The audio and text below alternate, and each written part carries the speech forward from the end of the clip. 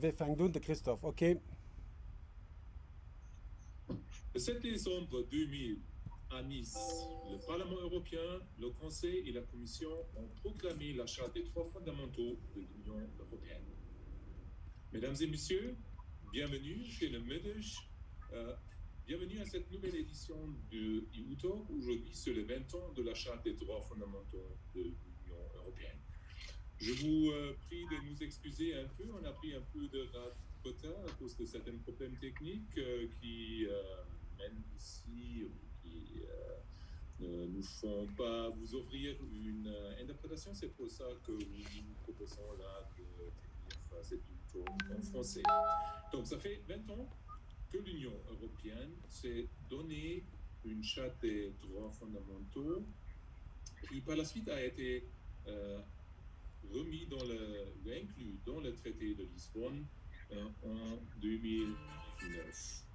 C'était une charte assez vaste avec 6 chapitres qui vont de la dignité à la liberté, l'égalité, la solidarité, la citoyenneté et la justice, et qui comprend 50 articles qui décrivent nos droits et ça va de l'interdiction de l'esclavage, du droit à la vie, de la liberté de penser, d'un droit à l'éducation, les droits des enfants, la protection de l'environnement, des consommateurs, même un droit à une bonne administration, l'accès aux documents et une justice impartiale.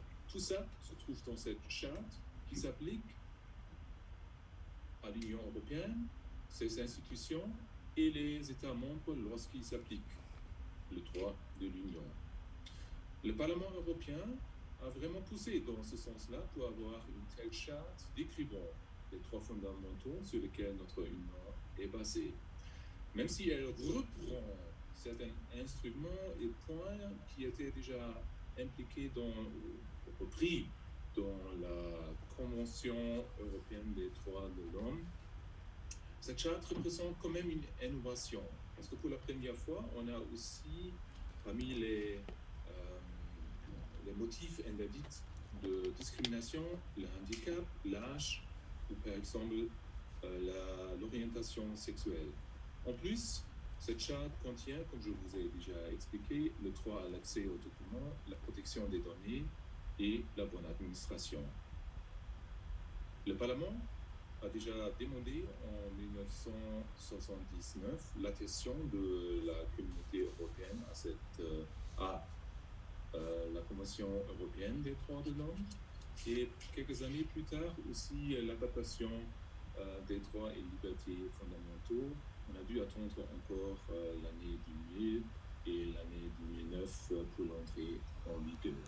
Depuis 1993, chaque année, le Parlement a aussi un débat et adopte une résolution sur la situation des droits fondamentaux dans l'Union européenne. Et depuis l'entrée en vigueur de la Charte des droits fondamentaux, le Parlement a en plus formulé un certain nombre de suggestions pour renforcer justement la protection de nos droits fondamentaux. Dernièrement aussi, un connexe entre le budget et l'état de droit dans les États membres. Et vous avez peut-être tous entendu que cette nuit-ci, le Conseil européen, donc les chefs d'État et gouvernement, ont finalement trouvé un accord dans les grandes lignes de ce qui a été déjà créé avec le Parlement dans les discussions et les négociations des dernières semaines. Mesdames et messieurs, c'est dans ce contexte-là que je me réjouis de votre présence.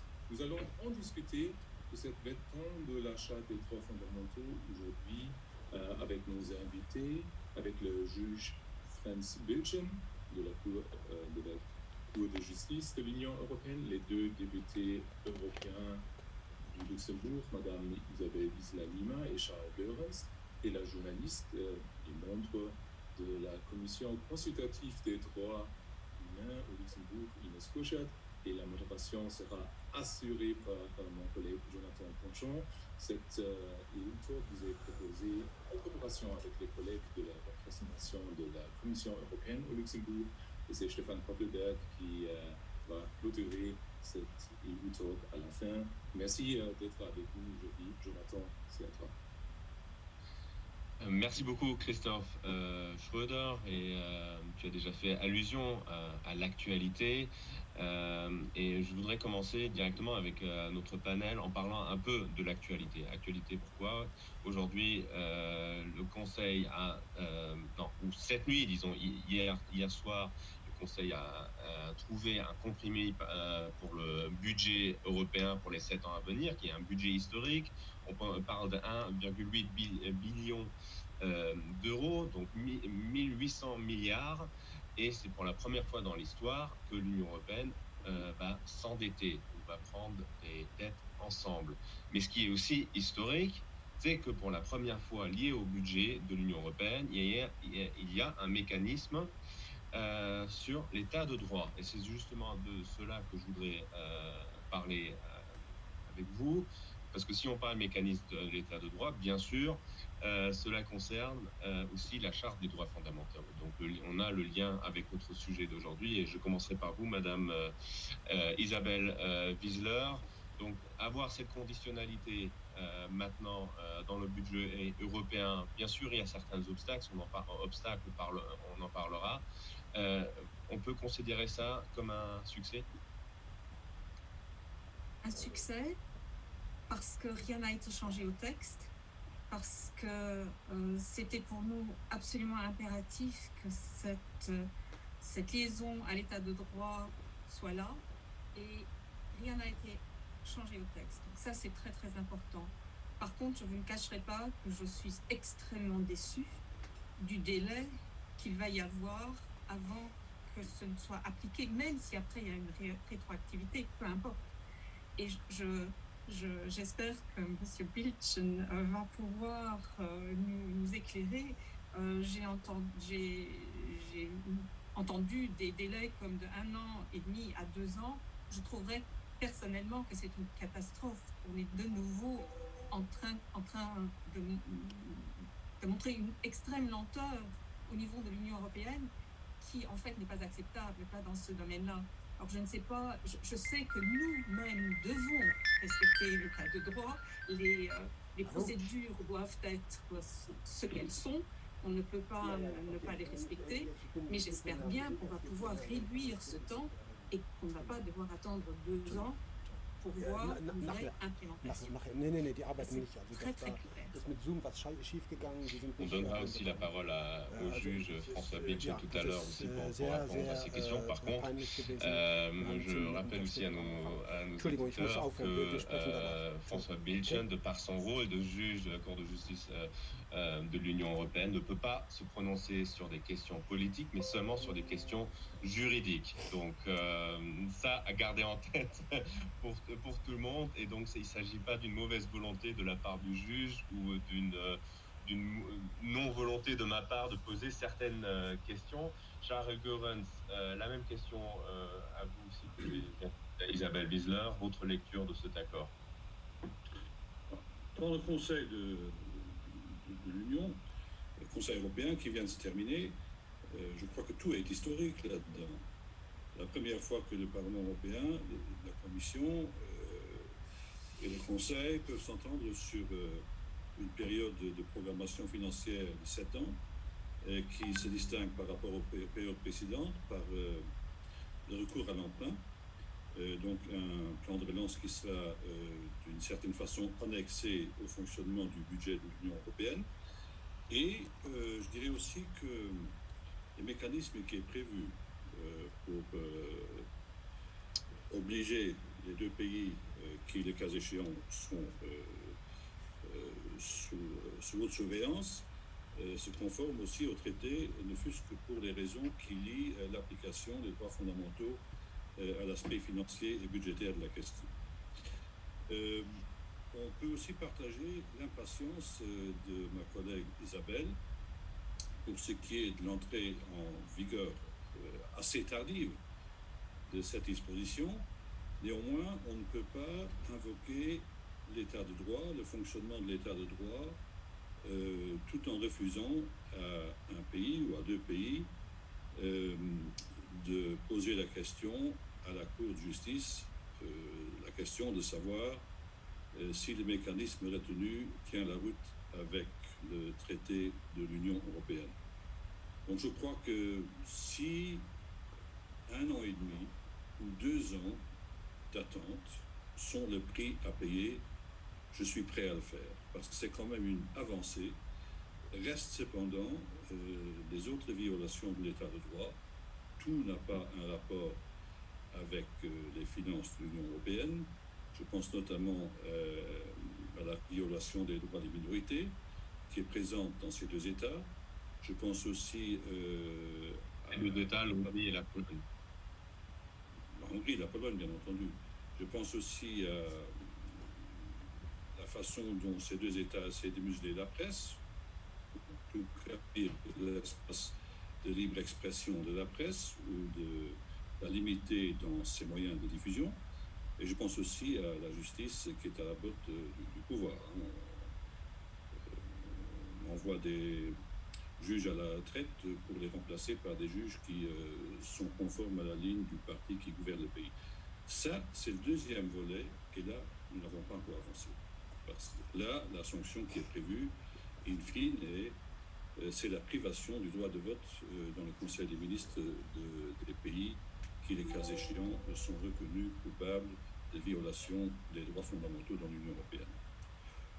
Donc, somme toute, c'est un progrès. Charles Goerens juge que c'est un progrès, et je poserai la question en anglais à Ines Korchat qui préfère s'exprimer en anglais, mais qui entend le français, donc vous suivez quand même très bien ce que nous disons. I suppose, Ines Korchat, you two are not absolutely enthusiastic about this result, also in relation, or especially in relation with the rule of law. Well, first of all, it is correct. I share the opinion of my 2 speakers before me that this time they managed to get the mechanism through without touching it. So that is already good news. I share this appreciation. The problem is not only the delay. The one thing is the delay. So my question would be, if I could ask one to Mr. Bilchin, what is if nobody's going to try to test this mechanism? Are they really going to ask to have a thorough look through by the European Court? So what happens if nobody asks this? So will we have even a longer delay than 1.5 years to 2 years? That would be one question. And the other thing is, I think in this declaration they also put the Identité Nationale, so the national identity. And I find it worrisome that some of the vocabulary from the more and more autocratic governed countries are coming into such a declaration. I don't think that was necessary. I know that it's necessary because it's in a way something that is a selling point for Hungary and Poland. But this is also a point that I look at a bit more critically. François Bilchin, donc je vous transfère directement la question de Ines Korchat en parlant de délai. Est-ce qu'il s'agira vraiment de ces délais d'1 an ou de 2 ans dont justement Charles Goerens et Isabelle Wieseler ont parlé aussi, ou non?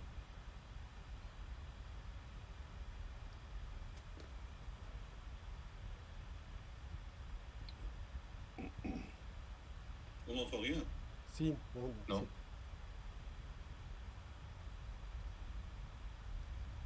Voilà. Est-ce que vous m'entendez maintenant? Oui, on vous entend. Alors, 2 remarques préliminaires. La première, c'est que bien entendu, sur base de mes devoirs d'indépendance et d'impartialité, ceci d'autant plus sur une affaire sur laquelle la Cour de justice serait appelée à se prononcer, je ne peux pas me prononcer. Quant au délai, bien entendu, ça dépend toujours des procédures. Comme Charles Goerens l'avait dit correctement, ça dépend des procédures qui doivent aussi respecter chez nous à la Cour de justice l'état de droit et donc ici les droits de la défense. Et ça dépend aussi combien de parties vont intervenir. Alors, je peux vous dire que je crois comprendre d'où viennent ces indications sur 1-2 ans. Si on regarde en moyenne les délais d'une affaire pendante à la Cour pour des renvois préjudiciels, ce qui ne sera pas le cas ici, donc le renvoi préjudiciel, c'est un renvoi d'un juge national à la Cour de justice, la moyenne est d'environ de 15 mois. Il y a des affaires qui durent plus longtemps, des affaires qui durent moins longtemps, ça dépend toujours combien de parties interviennent, combien de traductions doivent être faites, est-ce qu'il y a une audience, est-ce qu'il y a des conclusions. Pour les recours directs, alors ici on se trouvera plutôt en matière de recours direct, si j'ai bien compris. Bien entendu, il y a aussi des délais dans lesquels une partie peut répondre à l'autre.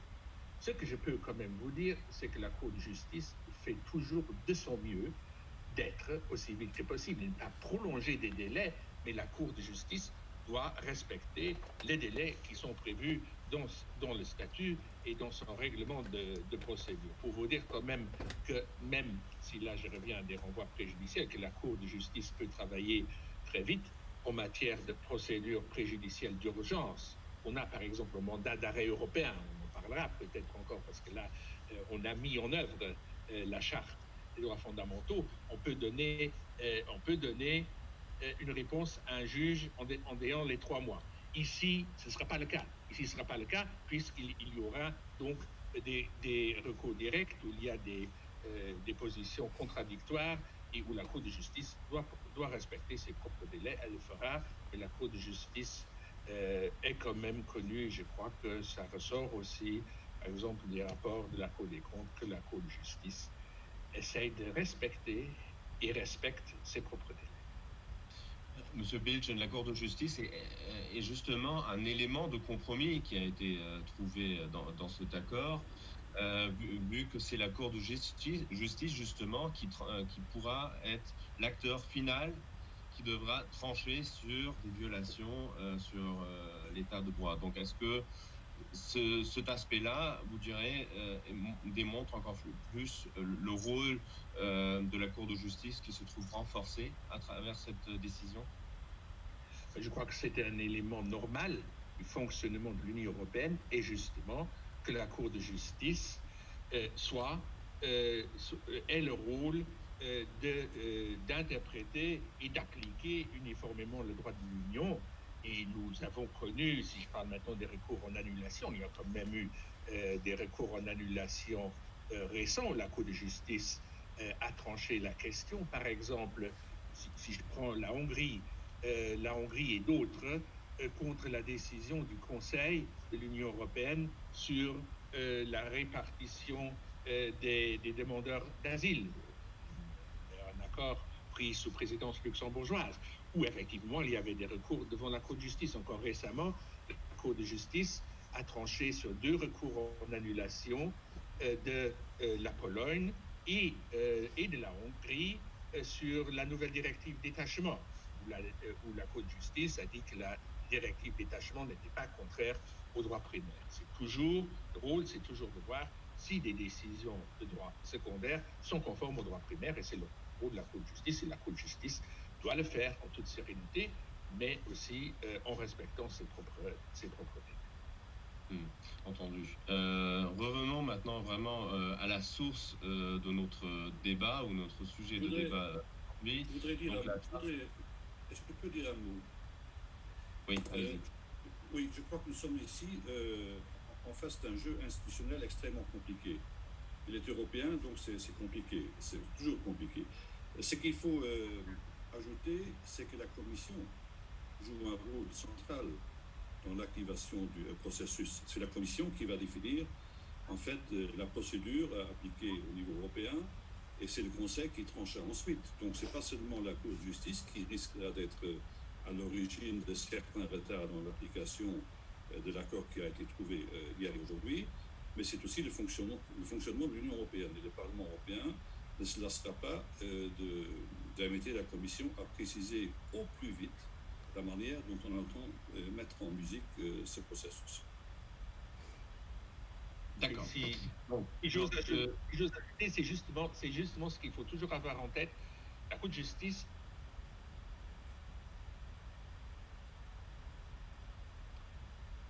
François Bilchen, je pense qu'on vous a perdu.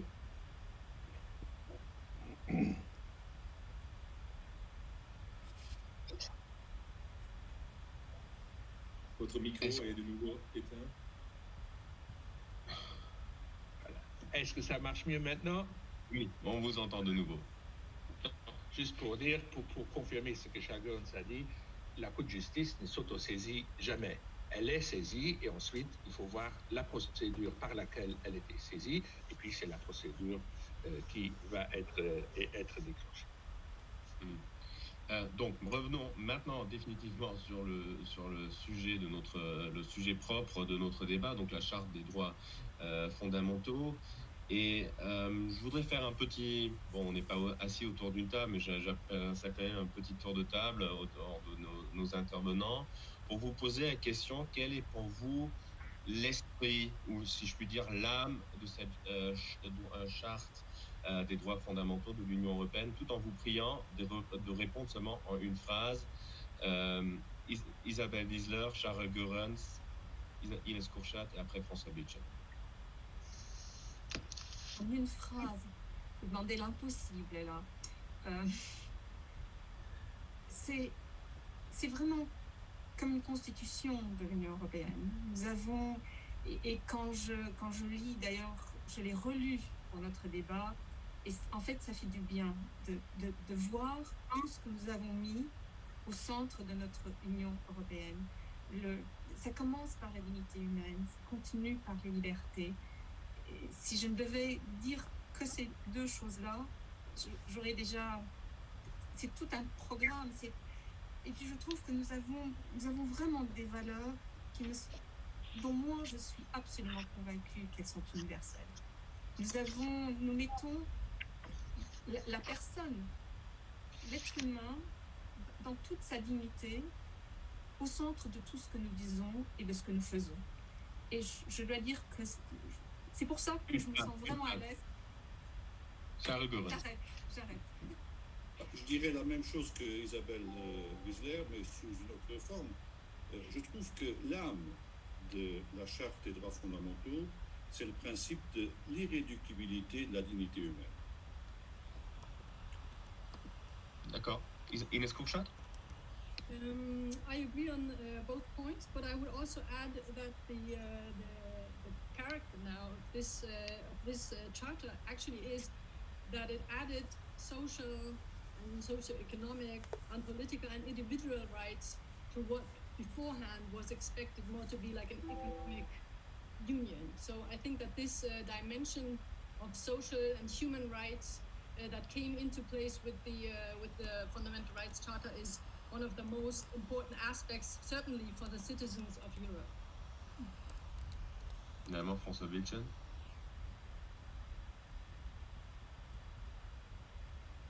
Voilà, je crois que j'ai débloqué mon micro. Je crois que l'important de cette charte, c'est qu'elle signifie que nous partageons, États membres et citoyens, dans l'Union européenne, une communauté de valeurs. Une communauté de valeurs qui a déjà existé auparavant, sauf qu'elle n'a pas été formalisée dans la charte. Mais je dois rappeler que la Cour de justice a également déjà formulé les droits fondamentaux avant la mise en œuvre de la charte en se basant sur les traditions constitutionnelles communes et sur les instruments internationaux auxquels font partie les États membres. Et ce qui est maintenant important qu'on a la charte, c'est que la Cour de justice puisse l'appliquer depuis maintenant 11 ans et développer cette interprétation de la charte dans la vie quotidienne des États membres. Une charte donc formalisée, vous le disiez, donc il y a 20 ans, entrée en vigueur avec le traité de Lisbonne il y a maintenant 11 ans justement. Si je dis entrée en vigueur ou formalisée il y a 20 ans, je rappelle qu'à l'époque, Charles Goerens, vous étiez membre du gouvernement luxembourgeois.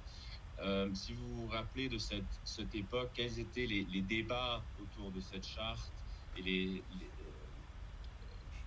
les conflits peut-être, ou le chemin pour y arriver? Ça me rappelle de bons souvenirs. J'étais au gouvernement avec François Bilch, on était copains, on s'entendait presque sur tout, et avant tout sur les valeurs fondamentales sur lesquelles se base l'Union européenne. Donc, le parcours qu'il a pris ultérieurement ne m'étonne pas. C'est dans la suite logique de ce qu'il croit et de ce qu'ils défendent. Il n'y avait pas de débat autour de cette question contestée à Luxembourg. D'ailleurs, il y avait très peu de contestations, comme toutes les grandes avancées.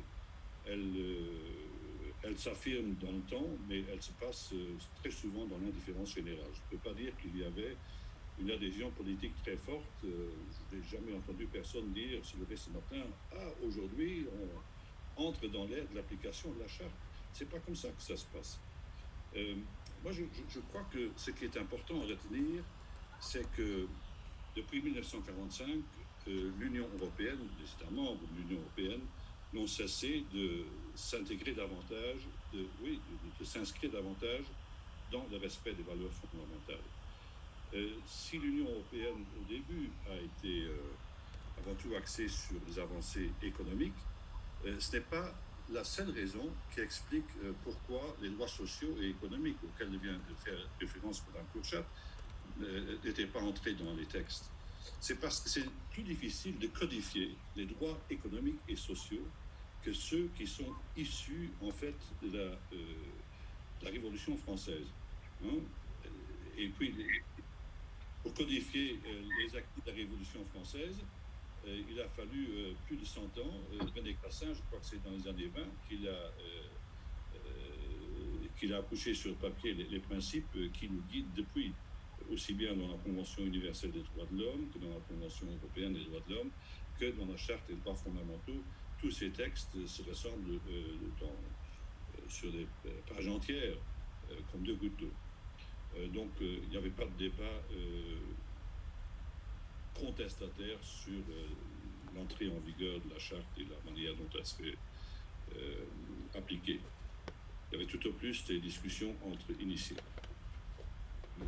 Si vous dites pas débat à l'époque, encore aujourd'hui, je pense qu'une des grandes lacunes de cette charte est d'une grande partie de la population de l'Union européenne, elle est méconnue. On en parlera, mais j'ai rappelé que vous étiez membre du gouvernement luxembourgeois quand cette charte fut formulée, et François Beetchen, quand cette charte est entrée en vigueur, vous étiez ministre de la justice de notre pays. Vos souvenirs? Un très bon ministre de la justice, d'ailleurs. Comme Charles Goerens, c'était un très bon ministre de la coopération. On a de bons souvenirs, mais on ne peut pas parler aujourd'hui. Oui, je crois que ça a mis du temps. Tout le traité de Lisbonne, je me souviens, a mis du temps à être compris dans sa nouvelle dimension. Mais elle s'est quand même fait très vite. Si je vois maintenant la jurisprudence de la Cour de justice en matière d'application de la Charte des droits fondamentaux, elle est foisonnante. Avec quand même un caveat, je viens de lire les questions qui ont été posées aux panélistes, c'est que la Charte ne s'applique qu'aux institutions de l'Union européenne, aux États membres, mais elle s'applique que dans la mesure, pour le reste, dans les États membres, que dans la mesure où il y a du droit de l'Union qui a été mis en œuvre. Ce qui est certaine, une limitation de la Charte, l'application de la Charte, par exemple, contrairement à ce qui se passe pour la Convention des droits de l'homme. Ceci dit, si je vois maintenant ce qui s'est fait de façon assez rapide, je prends un exemple, c'est l'arrêt Digital Rights de 2014, où la Cour de justice, sur renvoi préjudiciel d'une cour irlandaise et de la Cour constitutionnelle autrichienne, a annulé, sur base de la Charte, sur base de l'article 7, protection de la vie privée, et article 8, protection des données, a annulé la Data Retention Directive. Donc, on a quand même vu que la Charte a maintenant donné un espace plus grand. Et effectivement, en 2009, j'étais ministre de la Justice lorsqu'elle est entrée en vigueur, jusqu'en 2013, où j'ai démissionné de la politique pour poser ma candidature pour devenir juge de la Cour de justice. Mais les premiers arrêts, on a dû attendre les premiers arrêts, mais parce qu'il faut toujours attendre les procédures. Mais depuis ces 11 ans, je crois que le bilan, l'application juridique de la Charte est quand même très impressionnante. On a justement eu aussi des questions par rapport à ça, entre autres aussi en amont de Christina. Yeah. I don't want to spoil the birthday party, but I think that you're absolutely right when you stress that this charter is not really well known. I had to look at statistics beforehand to prepare for this entretien, and actually I saw that the numbers are below 50% of the EU citizens that actually know about the charter and that knows how it works, how it's been put into place. And I think that is something we should really think about. I mean, it is right that especially judgments like the one on data retention was a big buzz in the media, and I think it really contributed to having jurisprudence known also in this field. But if we are honest to ourselves, we have to admit that it's not a big breakthrough when it comes to the citizen side. Is a reason, and I will pass on the same question also to François Bilch in a second. Might it be a reason, and that's one of the questions I wanted to pick up from Christina Andre. She sent to us before the debate. Could one of the reasons be that there's no direct path for citizens to utilize this charter and to go in front of a court to claim their case? Yes, I think that is one of the problems. I heard that there was a strategy actually that member states were asked to put, some kind of focus points into place where citizens could ask their questions. And I know that some questions are taken on the European level, but then also we often have the reaction that François Bilchen pointed out, because the law is only in use when it concerns EU right. Often citizens find themselves, actually finding out, oh, this is not covered by it. So I think there has to be a lot of awareness raising to be done in the next years to actually bring across the message, what it's about, and how it also interacts, for example, with the Human Rights Convention from Strasbourg. François Bilch, Ines Korchat a justement, vous l'aviez fait avant aussi à l'instant, parlé de la Convention des droits de l'homme de Strasbourg. Et comme j'ai en face comme nous avons en face de nous un juriste ou un juge de la Cour de justice européenne, je me permets de sortir un article du traité de l'Union européenne, donc l'article 6, paragraphe 2,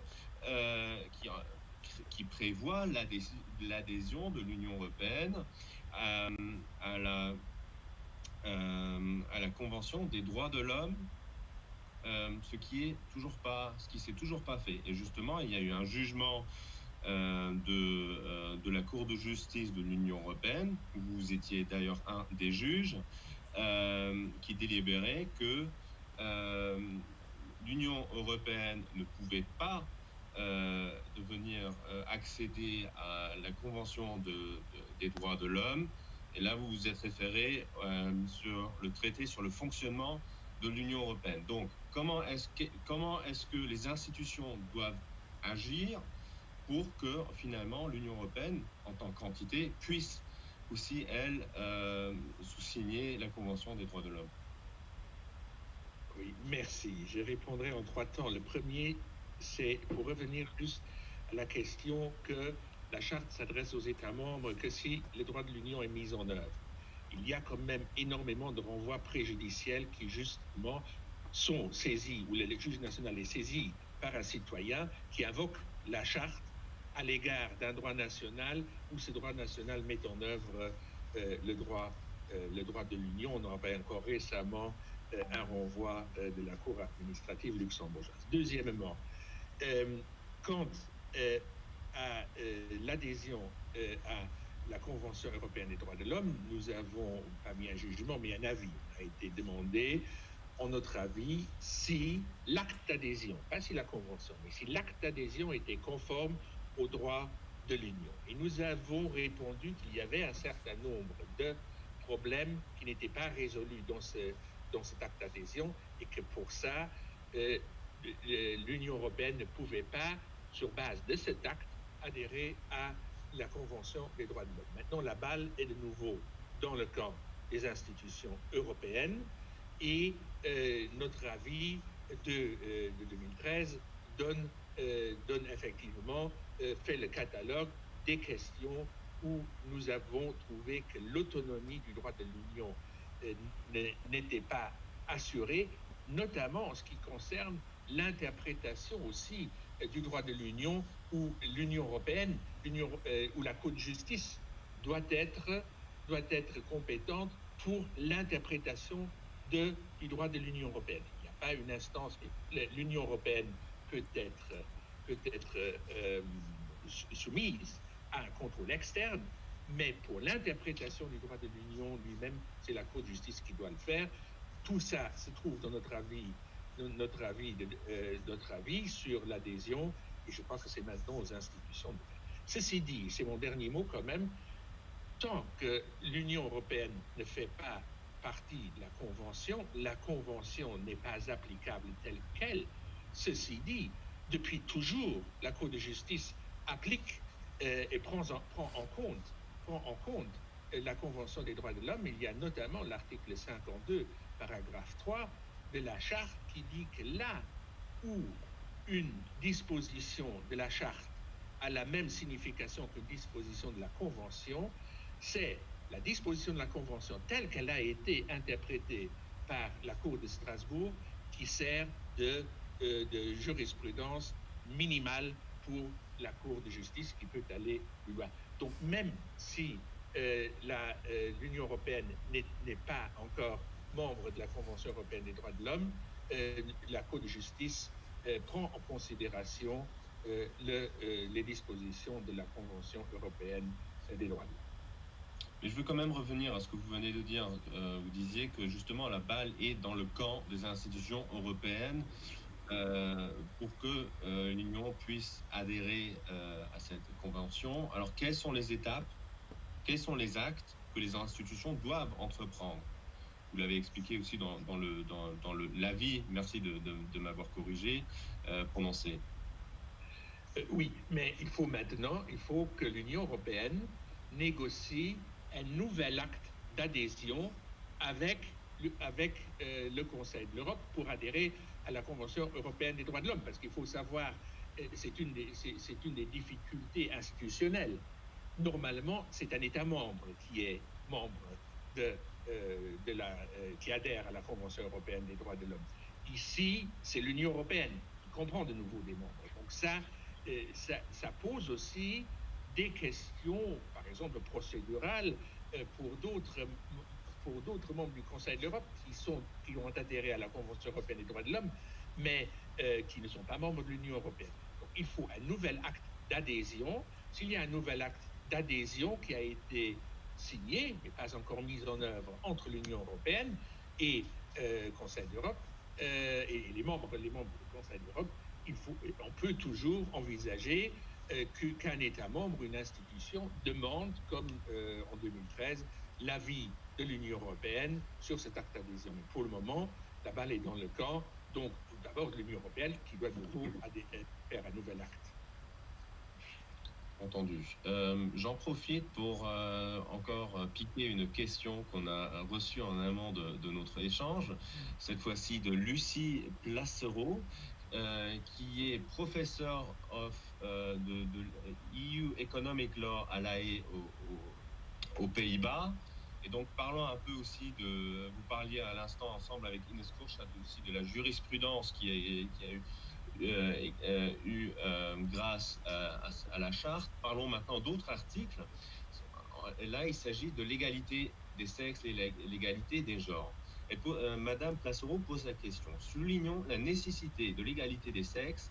Les rédacteurs de la charte y ont accordé une attention particulière et, en plus de consacrer un article sur l'égalité devant la loi, article 20, et un autre pour interdire la discrimination pour quelque motif que ce soit, y compris le sexe, article 21, les rédacteurs de la charte ont consacré un article entier sur l'égalité entre les hommes et les femmes, reconnaissant la nécessité d'une action positive pour la promotion du droit à l'égalité des sexes, article 23. Cette attention particulière qui va au-delà de la Convention des droits de l'homme d'ailleurs, cette attention particulière accordée à l'égalité des sexes a-t-elle eu un effet différent que s'il n'y avait eu qu'un seul article sur le principe de non-discrimination, M. Pilchen?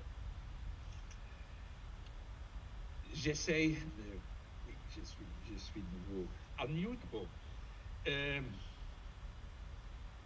C'est difficile à dire. Ceci dit, il faut justement, en ce qui concerne l'égalité des sexes, ne pas oublier que le droit de l'Union a un passé d'avant la charte.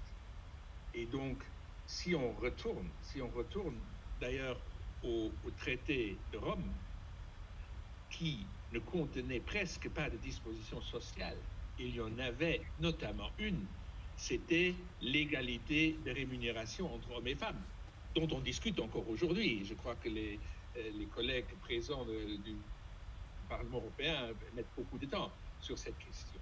Mais il y avait, donc, avant la charte, il y avait l'article 116 et puis la 117, 118 du traité de Rome, qui ont mis en œuvre énormément de directives. Bien entendu, maintenant, la charte ajoute quelque chose, mais, comme je l'ai dit auparavant, la charte est toujours que l'ombre du droit de l'Union positif. La Cour de justice regarde toujours ce qu'il y a dans le droit positif, dans le droit primaire, parce qu'on a des articles dans le traité, et dans le droit secondaire, dans les directives surtout, qui concernent l'égalité entre hommes et femmes, qu'on interprète à la lumière de la charte. Je ne crois pas que s'il y avait eu des articles différents sur l'égalité, que ça aurait changé quelque chose. Ceci d'autant plus que l'article 21, où on parle aussi, peut-être que ça a aussi une discussion sur les discriminations. L'article 21 a, depuis quelque temps, depuis 2018, été déclaré d'effet horizontal direct par la Cour de justice. Qu'est-ce que ça veut dire, effet horizontal direct? Je l'explique pour les non-juristes.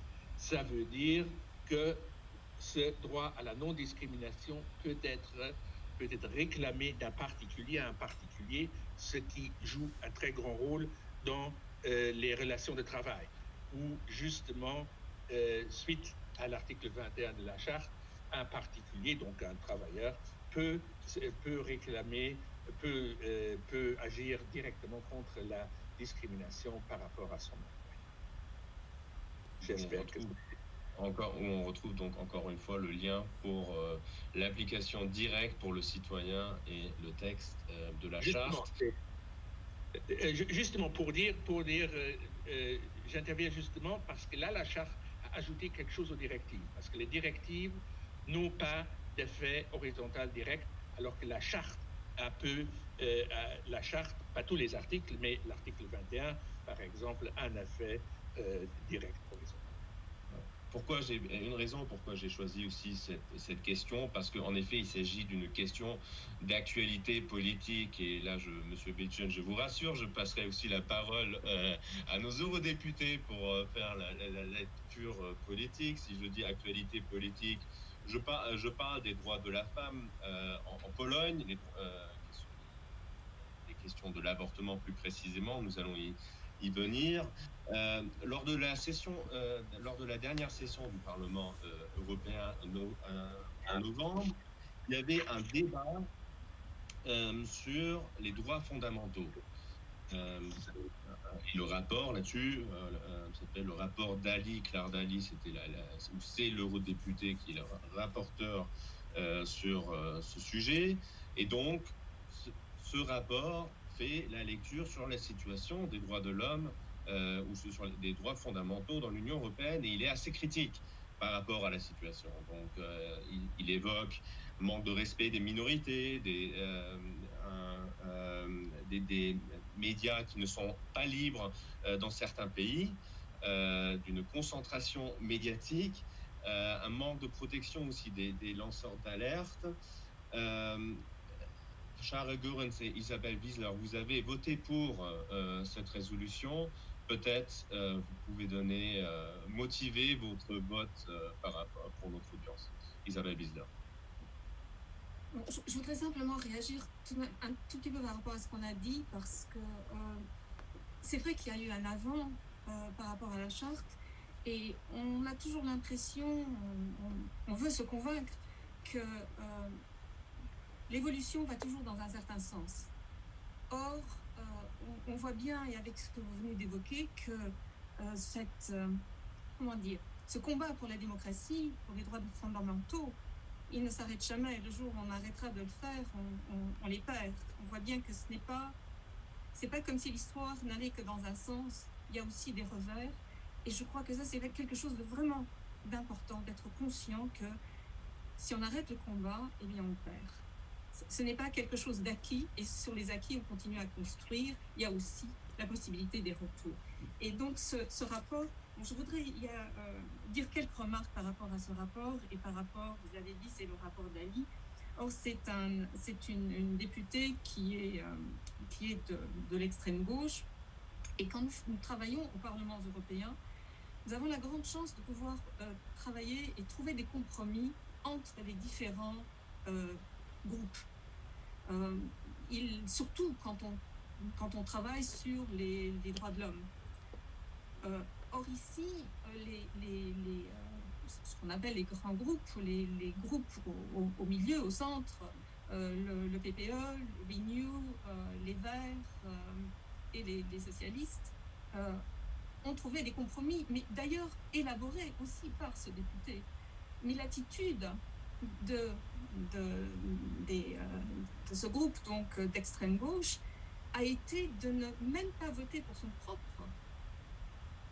propre rapport, et ne pas non plus. Elle a aussi, ils ont repris tous leurs amendements, même là où il y avait des compromis qui avaient été trouvés.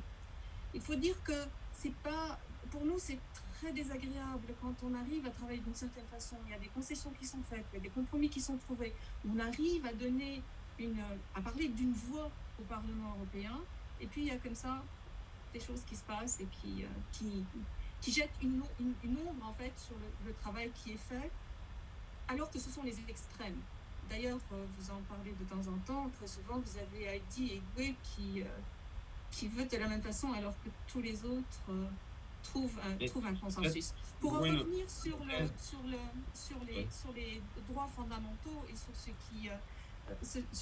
bon, moi, je voudrais relever surtout, j'aimerais qu'on puisse à un moment donné ou à un autre, parce que ça fait partie, quand on parle de droits fondamentaux, quand on parle de démocratie, quand on parle de ce qui fait fonctionner la démocratie, les journalistes jouent un rôle majeur.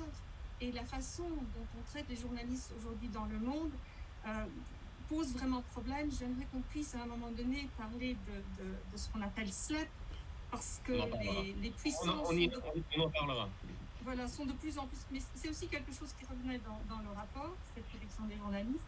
Donc je me suis dit que c'était peut-être le moment de le faire. Quand j'avais regardé la montre, je me suis dit que je voulais vraiment pas laisser passer ça, parce que les gens qui agissent contre les droits de l'homme sont très inventifs. Et là, on est vraiment dans quelque chose qui met notre démocratie en danger, en utilisant justement notre état de droit qui, à ce moment-là, est détourné pour aller contre nos droits. On y reviendra, mais justement, peut-être là, vraiment une phrase, expliquez-nous pourquoi, et je vous explique aussi pourquoi j'insiste sur ce point aussi par rapport à vous. Le vote sur cette résolution était très, très étroit. Donc, il y avait 330 députés qui ont voté pour cette résolution, sur ce rapport, et 298 contre. Et vous, ensemble avec Christophe Hansen, donc le deuxième eurodéputé de votre parti, les chrétiens sociaux au Parlement européen, vous avez voté pour. Or, vous vous trouvez dans la minorité de votre groupe politique. Donc la majorité du PPE a voté contre ce rapport. Donc pourquoi est-ce que la majorité a voté contre et pourquoi vous avez voté pour? Je peux surtout vous dire pourquoi j'ai voté pour. Les éléments que vous retrouvez, dont j'ai parlé tout à l'heure, donc de défense des minorités, de défense de minorités. Je me réfère par exemple aux personnes LGBTI, je me réfère aux migrants. Cette défense-là, leurs droits sont défendus dans cette charte. Pardon, excusez-moi, c'est notre sujet, dans cette résolution. Et donc, pour moi, c'était clair que nous voterions pour cette résolution. Charles Goerens, comment est-ce que vous avez motivé votre vote? Écoutez, les textes qui sont soumis au Parlement européen, quand il s'agit des droits de l'homme, ils sont toujours extrêmement généreux. J'en éprouve même une certaine frustration parce que, à force de répéter, on ne fait pas un pas en avant. On maintient le débat, c'est très bien. Ce qui manque, ce n'est pas des textes, ce ne sont pas les résolutions du Parlement européen. Ce qui manque, c'est les moyens de mettre en œuvre les principes qui sont reflétés dans ces textes, dans toutes les conventions.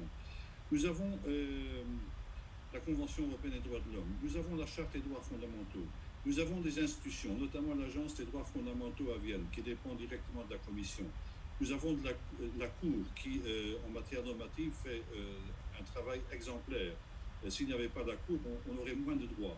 Là où réside le mal, c'est l'incapacité des États membres de se donner les moyens de surmonter l'obstacle, et l'obstacle, c'est l'unanimité des États membres. Je prends un exemple. Quelle est la cause première des difficultés auxquelles nous confrontent la Pologne et la Hongrie? Ça réside dans l'incapacité d'avoir pu traduire dans le traité les critères de Copenhague. On doit, pour entrer dans l'Union européenne, respecter les droits fondamentaux, on doit respecter les critères politiques, parmi lesquels tout ce que nous avons abordé jusqu'à maintenant, mais une fois dans l'Union européenne, nous n'avons pas de mécanisme contraignant, coercitif, pour faire en sorte que ces droits doivent être respectés. C'est la raison pour laquelle moi je me suis opposé à tout élargissement sans avoir pu au préalable résoudre cette question.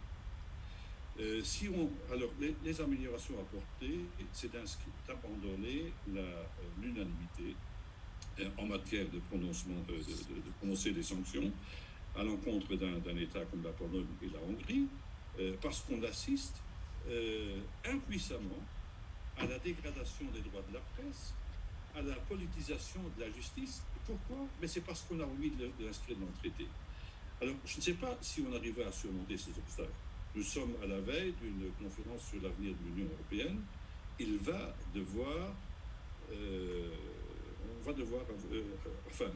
devoir changer la majorité politique en Hongrie et en Pologne pour surmonter l'obstacle.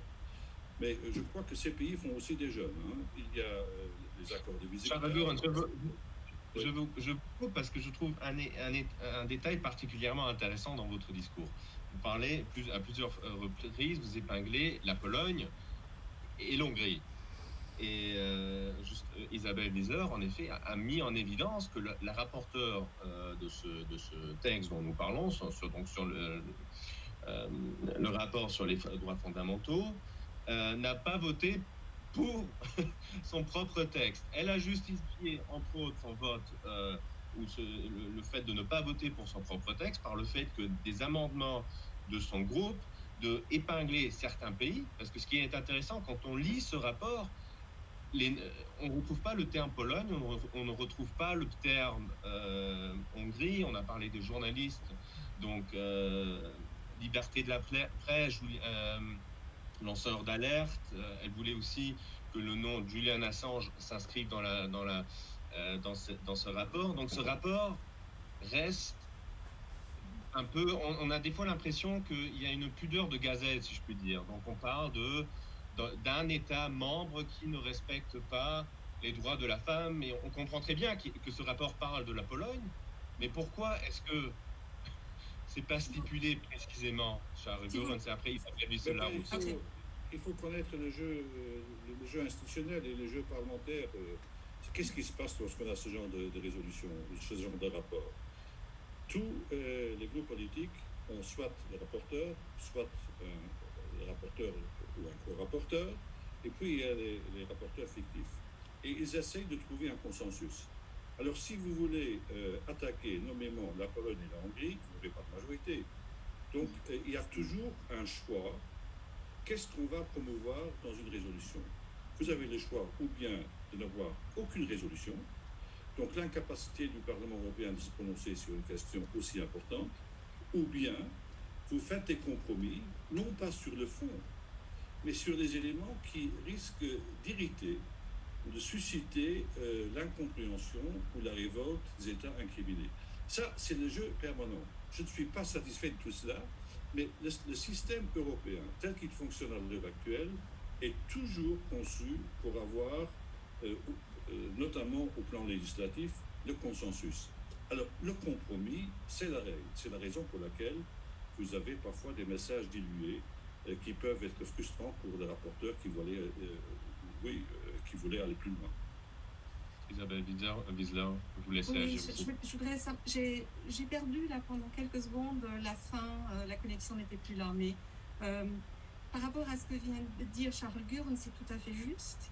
Et puis, à mon avis, il y a encore une autre chose quand même très claire qui s'ajoute, c'est que quand nous faisons des rapports globaux, c'est la même chose quand nous faisons le rapport, je l'ai fait l'année dernière, et Charles Goerens faisait aussi partie des rapporteurs.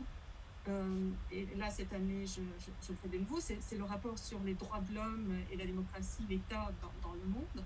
Quand on fait ce rapport-là, quand nous faisons comme ça un rapport global, nous ne nommons pas de pays. C'est le choix que nous faisons de ne pas nommer en principe de pays. Parce que où vous arrêtez-vous et où est-ce que vous ne vous arrêtez pas?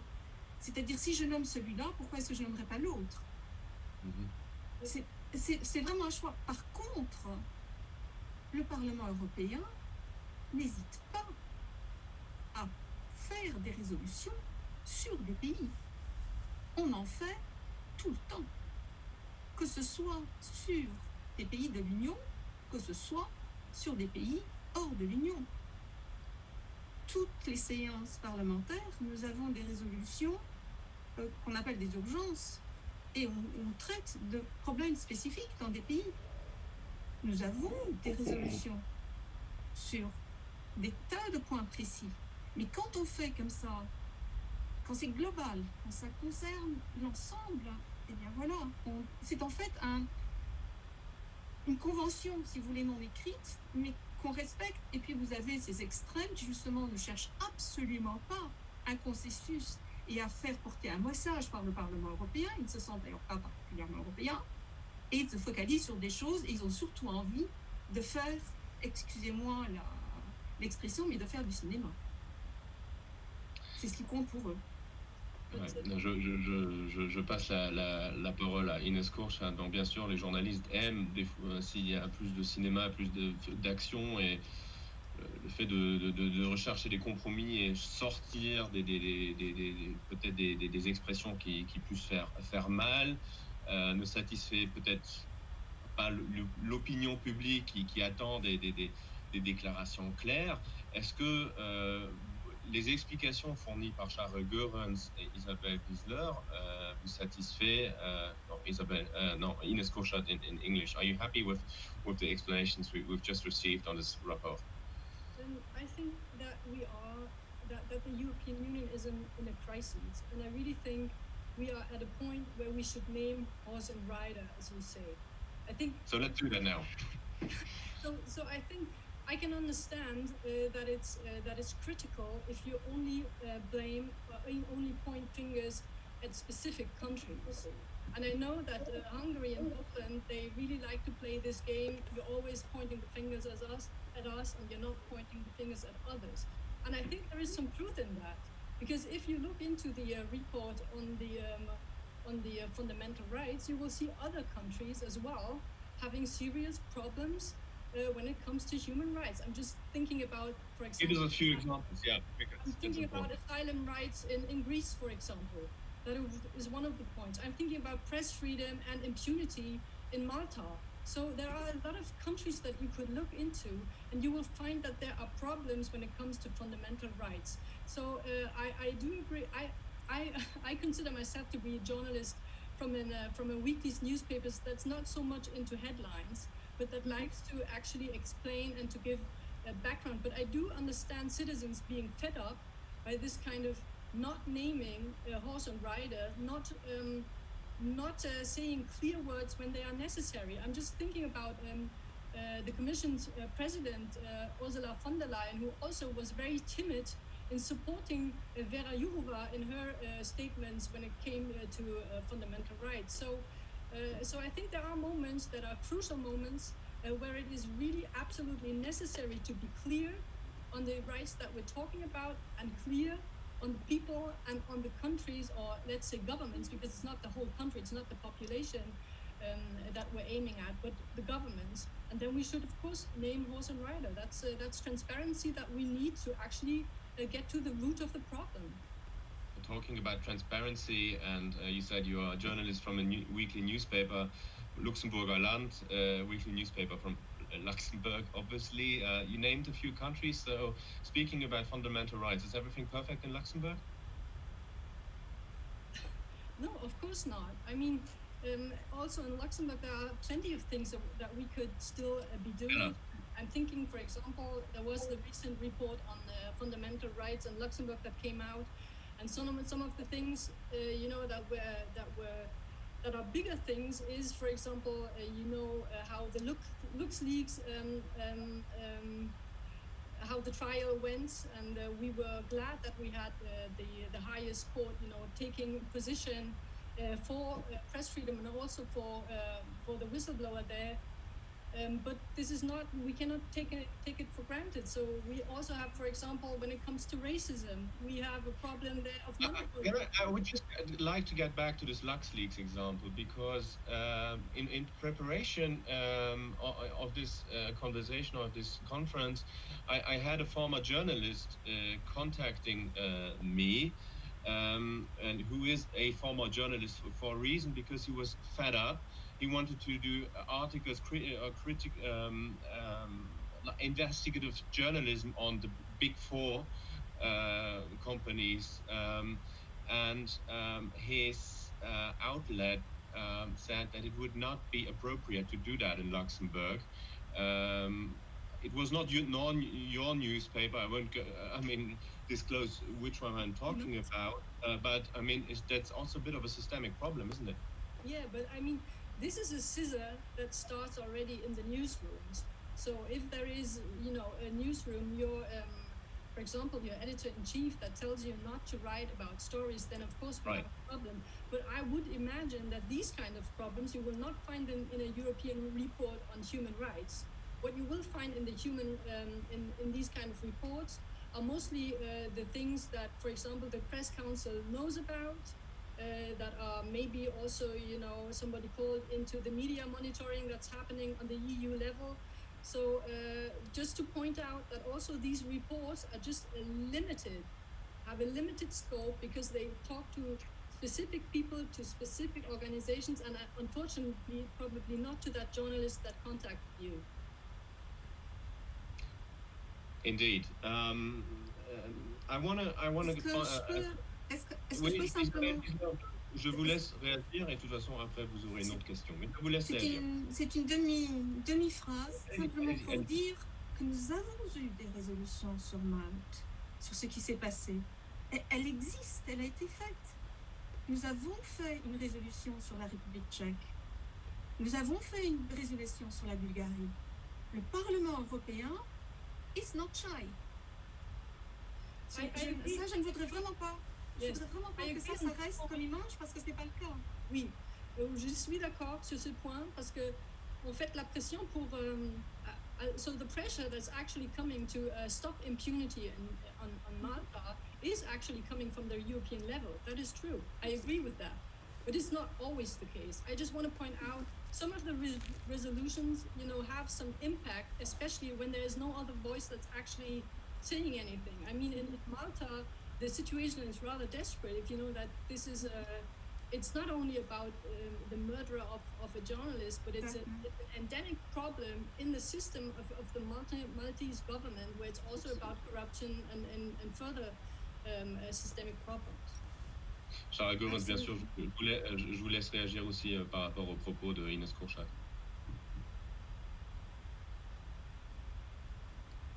Micro, ciao.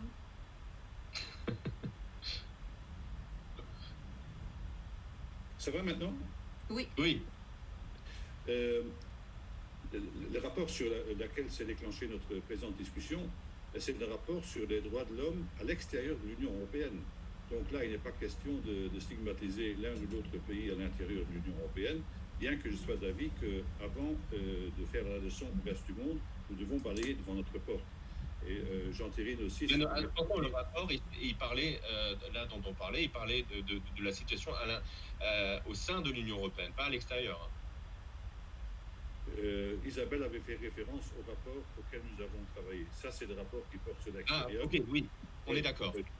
Mais je voudrais aussi insister sur les volets de bois vert qu'il y a eu lieu, notamment lorsque Orban était au Parlement européen. Là, on lui fait cadeau de rien, au contraire, on le met sous les grilles. Et lui, il arrive toujours avec son génie, entre guillemets, de communication, à tourner cela à son avantage. Alors il rentre en Hongrie, il dit, vous voyez ces salauds qui n'ont cessé de vouloir porter des honneurs à notre pays. C'est comme ça que ça se marche. La politique, c'est quelque chose de difficile. En tout cas, ce n'est pas une science exacte. Mais s'il y a un lieu où on prend très peu de précautions oratoires pour stigmatiser des comportements inadmissibles, c'est au Parlement européen. Je ne sais pas si on est toujours exhaustif, mais en tout cas, il n'y a pas de fausses précautions qui seraient à l'origine d'une certaine retenue. Enfin, c'est comme ça, je voudrais dire à l'honneur du Parlement européen. Et à l'honneur du Parlement européen, je pense que ça aussi c'est un sujet qui va dans cette direction. C'est le sujet que Isabelle Wieseler, vous en parliez il y a une vingtaine de minutes, et je veux y revenir en guise de conclusion. Donc ça s'appelle SLAP, c'est-à-dire The Strategic Lawsuit Against Public Participation. Donc ça veut dire quoi? J'ai posé la question à Ines Kourchat si tout était parfait au Luxembourg. Au Luxembourg, par exemple, on avait le cas qu'un journaliste du Luxembourger Wort avait rédigé un article critique sur Gérard Lopez, s'est vu attaqué en justice par l'intéressé.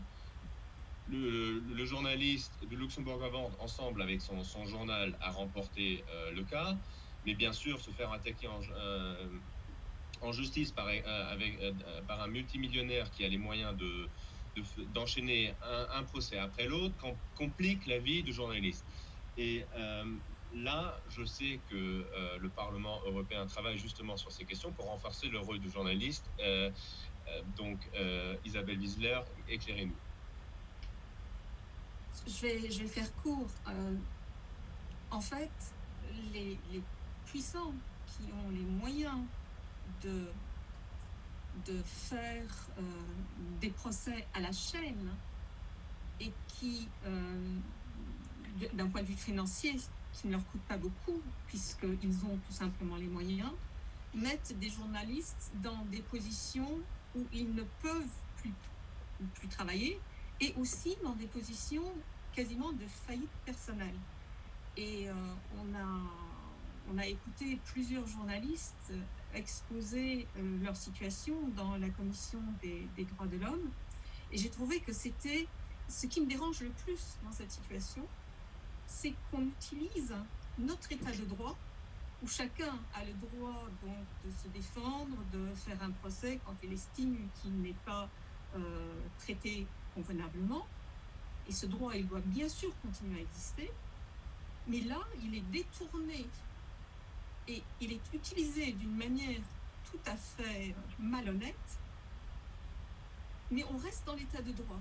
Et je trouve que là, nous devons absolument agir et trouver les moyens de contrecarrer ceci. Mais bon, ce n'est bien sûr qu'une des actions qui sont faites contre les journalistes. Ils sont mis en prison, ils sont assassinés de par le monde. La situation des journalistes d'investigation est dans beaucoup de pays tout à fait désastreuse. Et comme je suis profondément convaincue que la vérité doit rester une de nos valeurs fondamentales, alors même qu'elle est vraiment très mise à mal de par le monde entier, je trouve que c'est un des points sur lesquels nous devons absolument nous concentrer.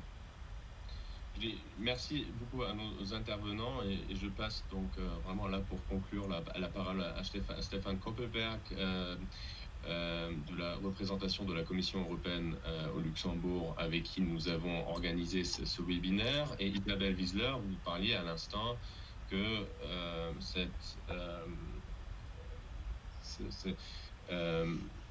bon, là, je cherche les mots, this approach en anglais, ou ces actes, la volonté de faire quelque chose contre ce concept SLAP, qu'il y a des oligarches qui se permettent, parce que ça leur coûte seulement des miettes, de poursuivre des journalistes en justice. Le Parlement européen entreprend des actes par rapport à ça, et la Commission européenne a lancé une autre initiative qui rejoint le sujet de notre conférence d'aujourd'hui. C'était le 2 décembre, une stratégie de renforcement justement de la Charte des droits fondamentaux. Stéphane Koppelberg, il s'agit de quoi exactement? Oui, merci Jonathan de la question. En fait, on en a parlé, vous en avez parlé ici, vous en avez parlé dans ce débat. Les droits, on les fait valoir dans la mesure où on les connaît. Donc, il faut encore mieux faire connaître les droits que nous avons tous.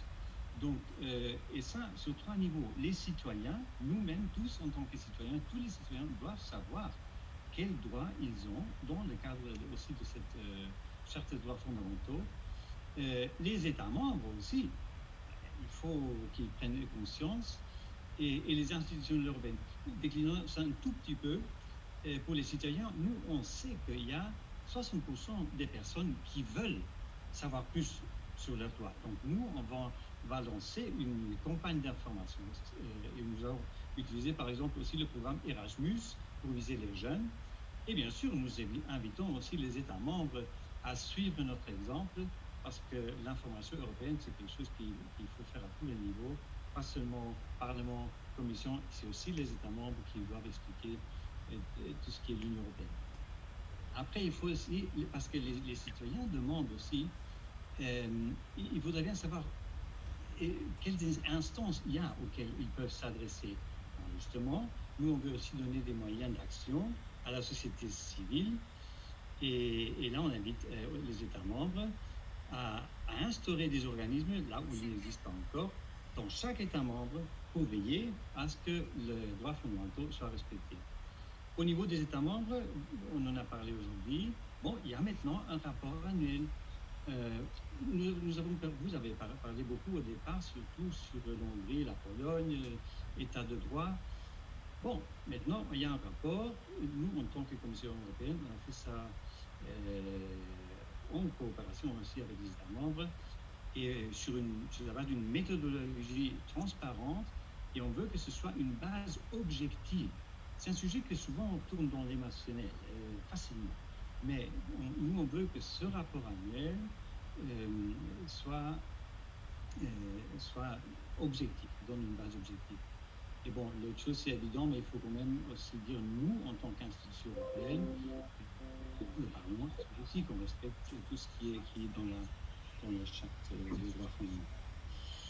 Si vous permettez, je vais dire, parce que ce jour-là, on parle aussi beaucoup de santé, et on n'a pas parlé de ça aujourd'hui, c'est aussi la charte des droits fondamentaux qui, dans l'article 35, nous donne la base pour maintenant proposer, on a fait ça il y a peu, les premiers éléments constitutifs d'une Union européenne de la santé.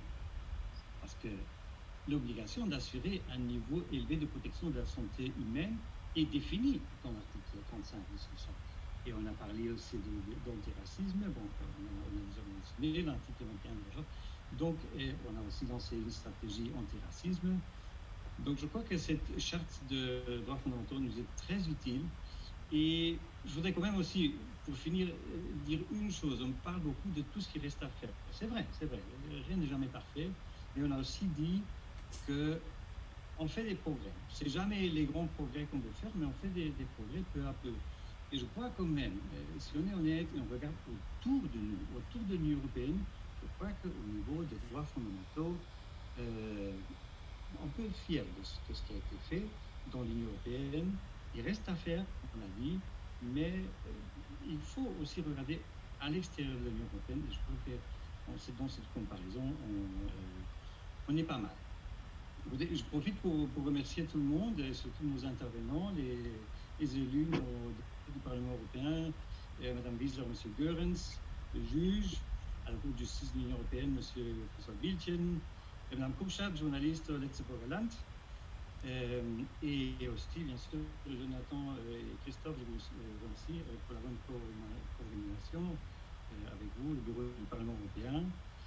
Et moi, je trouvais que c'est un débat très vaste, on l'a vu, on pourrait continuer des heures. Et j'aimais parce que c'était un débat qui était à la fois politique, mais aussi juridique, parce qu'il faut les deux aspects pour bien comprendre. Et surtout, bien sûr, je remercie à tous nos auditeurs et participants d'avoir été avec nous. Merci beaucoup.